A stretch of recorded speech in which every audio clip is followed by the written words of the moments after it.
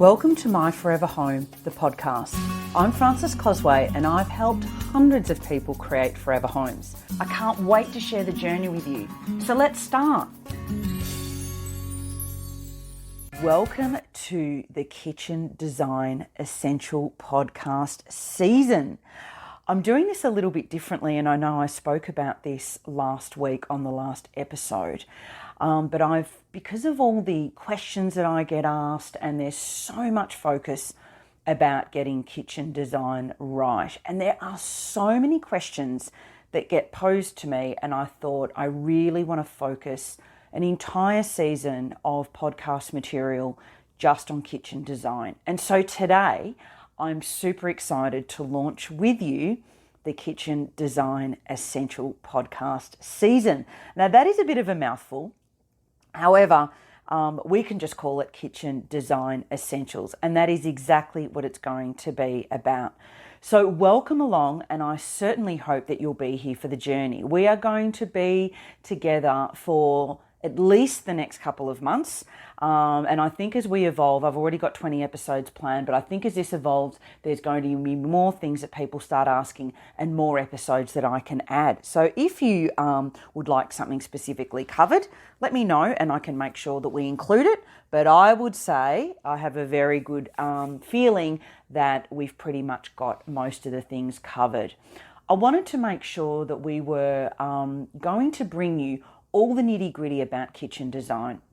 There's so many things to think about, and there are so many questions that people ask, and I thought, how about I break this down, and episode by episode we can just go through each thing that needs to be covered off in your kitchen design.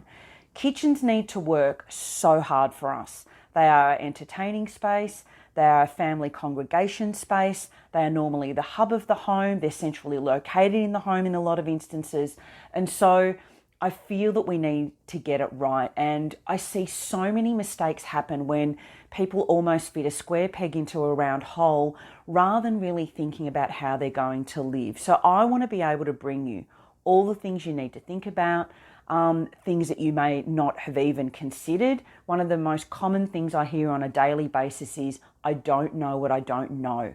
And so I want you to understand what you don't know so that you can delve a little bit more into it, but also that I can bring you things that you may not have even considered. That's my goal. So welcome to the season. Tell your friends and anyone that you know that is going to be embarking on a kitchen renovation or perhaps building a brand new kitchen, so that they can also enjoy and understand and get a lot more knowledge about what they need to do with their kitchen design. It's not just about going to a kitchen design firm. They can certainly add a lot of value, but there's a lot of things that you should think about up front anyway. So what's in store?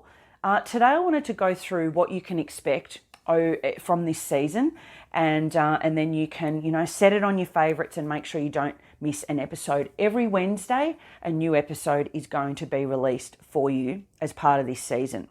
So it's going to be exciting. I know I'm really excited. There is so much good value in here, and I can't wait to bring it to you. So who is this Kitchen Design Essential podcast for? Essentially, it's for anyone doing something to do with their kitchen. So that could be a kitchen renovation. It could be creating a kitchen from scratch for a new home. It could be that you're thinking about doing a kitchen makeover instead of a full renovation. That's also a consideration. It could be someone that's interested in kitchen design and just wanting to understand a little bit more about it. Or it could be someone that's getting lots of knowledge because they know down the track, it might not be right now, but they know down the track that they're going to be planning for a kitchen. And so information is obviously the best way to get started. So it really is catering for anyone that is thinking about doing their kitchen. And it could be super budget or it could be super high end. The design foundations will be the same. Some of the other considerations may be different, and I'll talk about those throughout the series. So what's going to be on the show? What's going to be in this season? Well, I am going to be sharing lots and lots of information in sessions that I'll be running on my own, like I have been over the last couple of months in the podcast. But I've also spoken to other specialists and experts in their fields and have invited them on the show. And fabulously, they've all said yes. So we're going to have specialists from material manufacturers. So I've got a great lady coming on from Cosentino who's going to be talking about different bench tops, which is going to be fabulous. I'm not going to reveal too much because that's going to be really, really good information on not only reconstituted stone, but some of the other materials that are out there as well. I've got builders coming on to talk about what some of the key mistakes that people make and they don't consider when they're actually planning their kitchen and how they can actually save some money. A lighting designer, some appliance representatives, and so many more. So there's going to be awesome guests that are going to join me as we have, a really casual conversation, but still going to be with max value included as part of the show. What are we going to cover? Well, there are so many topics, but here is just a bit of an insight into what you can expect over the coming weeks and coming episodes. We're going to talk about when it's best to do a makeover versus a renovation. Sometimes, from a budget perspective, people feel that the makeover is going to be the most cost effective. And when we start pulling back the layers of what needs to be done, it may be that a renovation is not going to really cost that much more. And so we're going to talk about the differences, and we're also going to talk about what are some of the, sometimes I say the term quick and dirty. What's something that we can cosmetically overhaul, particularly when the floor plan and the layout of that kitchen is really good. We don't necessarily need to rip the whole thing out and start again. So that's something that we'll be looking at. And also tricks that I use that make it look like an absolute brand new kitchen where we actually haven't even touched the carcasses. We're going to talk about the best location for your kitchen. So whereabouts should it be in the home, but also the orientation of that kitchen and what are some of the things that we need to think about when we're talking about where that kitchen should be. And as I always say in everything we always do and that I always talk to my clients about is that floor plan is king. So making sure that that kitchen is in the right location within the home is critical. So we're going to cover that.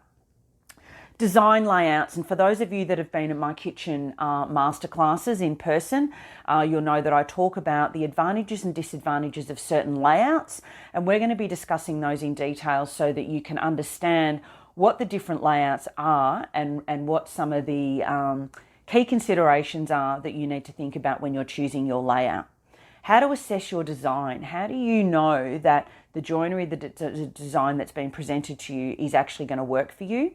We're going to talk about custom designed kitchens and flat packs and where do we save money and where do we perhaps not think we're going to be able to save as much money as we think we may, and also the advantages and disadvantages of each of those considerations. I'm going to talk about all the different cabinetry materials. So vinyl wrap, also known as thermal, laminates, we've got timber laminates, we've got veneer, solid timber, 2-pack. There's even products like Decton that can actually go on our doors and our cabinetry fronts as well. So we're going to be talking about all the different cabinetry material considerations and then running through the advantages and disadvantages. Clearly, I also want to talk to you about benchtop materials. Again, there are so many new products that are coming out on the market all the time. And as an interior designer, it is my job to make sure that I'm aware and abreast of all the new products that are coming out on the market so that I can make sure that my clients are getting a full spectra of what's available rather than just going down the route that they know. That is one of the key advantages of the interior design space or working with an interior designer is that I am able to show you things that you may not even be aware of that are in the market, and I feel that that's my job. So you're getting full disclosure of what's available. And so benchtop materials, again, there are so many new products coming out, and so I want to run through those with you. The obvious ones are reconstituted stone, natural stone. There's porcelain bench tops. There's timber bench tops. There's been a new surgence in recycled timbers and recycled materials. And so I want to talk to you about some of those. We're using recycled glass. There's some amazing new products coming out. So benchtop materials is definitely going to be covered off. Then the details, the things that can really bring your kitchen design and the aesthetic into a whole new spectra and whole new look and feel by just looking at the details. So it may be shadow lines, it's your handles, your hardware. So I really want to talk about, when do we use handles, when may we not, what are the advantages of finger pulls, some of the other mechanisms that people use, and what's good and maybe what's something that you need to consider that may not work for you. We're also going to be running through taps and the different types of sinks. How do you know whether what you're buying is a good quality sink or whether it's something that is not going to be as durable, and where is it best to put your money? We'll also talk about the highly controversial, or controversial or not, but about black tapware. Does your tap have to match your kitchen as what it does with the other tapware in your home? So we'll cover those things off.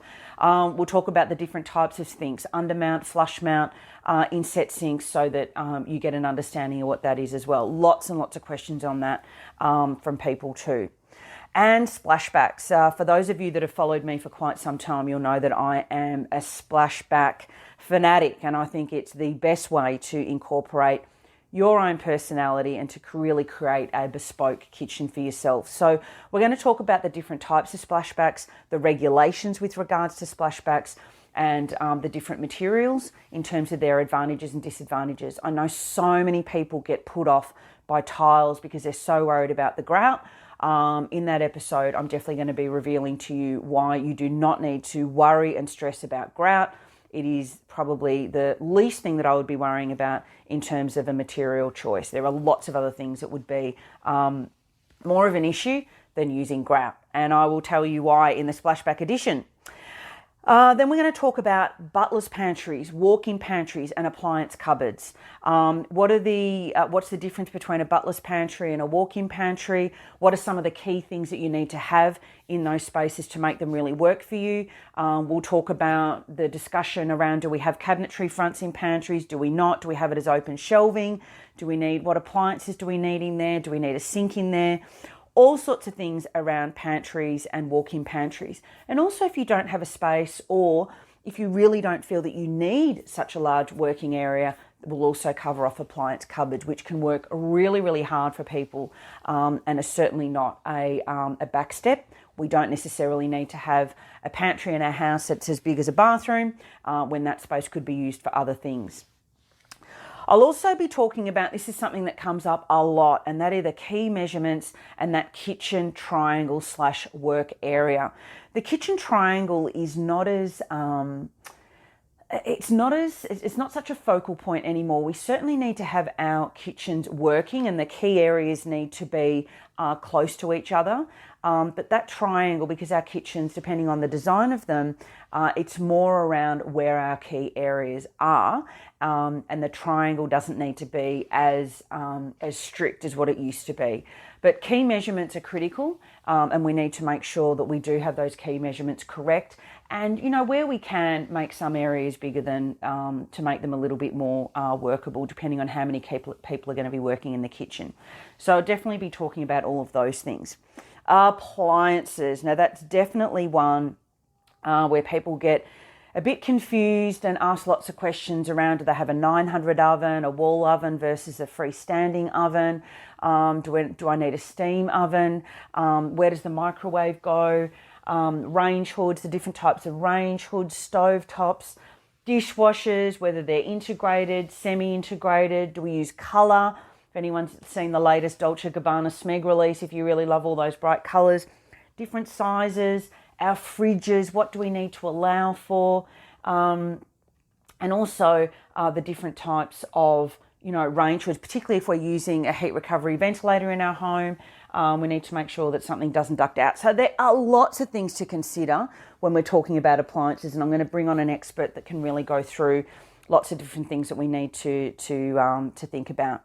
Lighting, and again, for those who follow me, have followed me for quite some time, know that lighting is such a key thing for me. And so I really want to talk about how you get really good task lighting into your kitchen, how to avoid downlights and make sure that you're not going to create shadows and glare in your kitchen, and that your kitchen area is going to have really good lighting for you to be able to work on the different areas, and how you can also add decorative lighting in that space as well, that sort of performs as a decorative light and also provides really good task lighting.